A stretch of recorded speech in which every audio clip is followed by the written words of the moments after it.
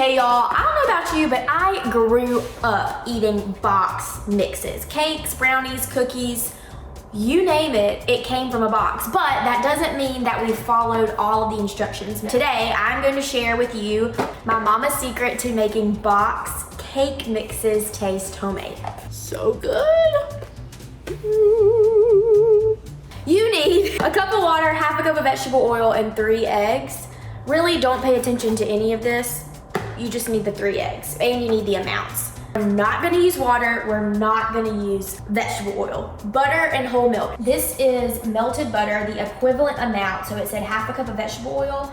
This is half a cup of melted butter. And then 1 cup of milk, 3 eggs. Dump my cake mix into my bowl, whisk her up. I'm going to transfer this to 2 greased 9-inch round cake pans. I'm going in the oven at 350 degrees for 24 to 29 minutes according to the box. So I'm gonna check it probably around like 23-ish, 22 minutes. Perfect, these things are done. So you know that cakes are done. You can put a stick in the middle just to see if the crumbs come out clean. But also if they start pulling away from the edges of the pan, you know it's definitely done. I'm going to let the cakes cool in the pan sitting on a wire rack for about 5-ish minutes, and then I'll invert them on the wire rack to cool completely. Now we used a box mix to make the cake. We have to make a homemade frosting. It is gonna be so easy though. You only need 6 ingredients: unsalted butter, whole milk or heavy cream, vanilla, powdered sugar, cocoa powder, and salt. Homemade frosting, here we go. We need 1 cup of unsalted butter, half a cup of unsweetened cocoa powder. We're gonna turn the mixer on. Just to incorporate that before we start adding our powdered sugar gradually. This is 3 cups of powdered sugar. Increase it to like medium.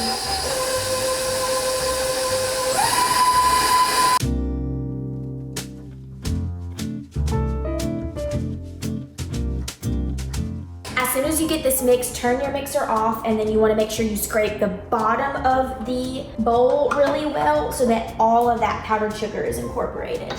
And there you have it. That is it. So easy to make homemade chocolate frosting. Stop buying the stuff in the can. It is sick, and this stuff tastes 10 times better. Quality control. Oh yeah. Okay, it's time to decorate the cake. My layers have cooled completely. I have my chocolate frosting and I have sprinkles. I mean, what is a cake without sprinkles, honestly? I have a cake stand. So as you can see here, this is a cake stand, but this cake stand is spinny.